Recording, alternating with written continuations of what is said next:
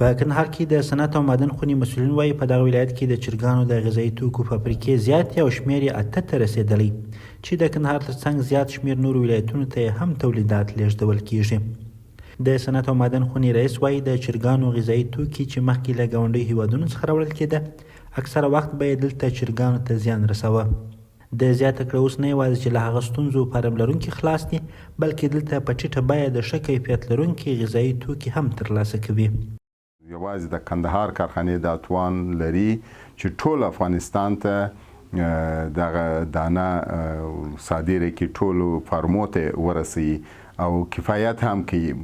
موږ په دې برخه کې خودکفایي حالت ته رسېدلي یو. د وزارت څخه مو د دې غوښتنه کړې ده چې نور باید په دې برخه کې سرمایه ګذاري ونسي ځکه دا زیان رسوي. بیا منفي رقابتونه د کارخانو تر مابینځ ایجادیږي او دا سرمایه بې ځایه مصرفیږي. باید نوي ابتکارات وکړو، نوي کارخانې د دې پر ځای جوړې سي، نه دا چې هغه شی چې موږ خودکفایي حالت ته رسېدلي یو هغه نور هم ډیر سي.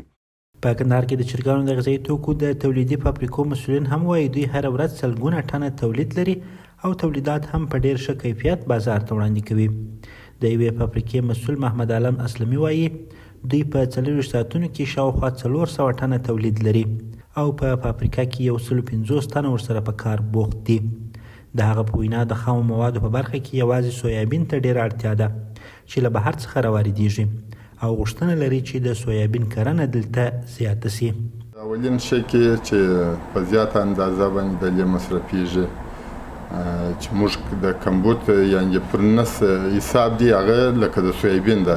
سویابین یعنی کولی سي چې دلې زراعت وزارت و دغه په همغږۍ سره یعنی یو همکاري سره کوو کې دلې کولی سي امکانات یې ډېر شته د سویابین ده.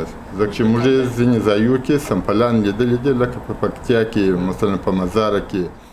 د چرګانو د غذایي توکو د تولید په فابریکو کې په کار بوخت کسان هم وایي خوښ دي چې دلته په هیواد کې د کار زمینه ورته برابره سوې او هغه توکي دلته تولیدوي چې مخکې له بهرنیو هیوادونو څخه راوړل کېده. دوی غوښتنه کوي چې په هیواد کې باید نوره پانګونه هم وشي ترڅو خلک پر قاچاقي لارو بهر ته له تګ څخه راوګرځي. دې کار څخه موږ بیخي راضي یو، ډېر خوشحاله یو. غواړو چې مقصد زموږ تجاران داسې نوره پانګونه وکړي په خپله خاوره کې چې زموږ هېوادوال داسې نه چې بل ملک ته محتاج سي ولاړ سي په بل ځای کې خواریان وکړي چې دلته موږ ته داسې کارونه پیدا سي. موږ ډېر راضي یو، ډېر خوشحاله یو، ډېر د خوشحالۍ احساس کوو چې په خپل هېواد کې داسې پرمختللې کارخانې لرو او په خپل هېواد کې په کار بوخت یو. دا غوښتنه لرو چې نور تجاران د نور مملکتو پر ځای په خپل هېواد کې کارخانې جوړې کړي او کم خلک چې په قاچاق یا دغه په غیر دغه لاره مقصد نور هېوادو ته ځي هغو ته د کار زمینه برابره کړي او دلې په خپل هېواد کې په کار بوخت.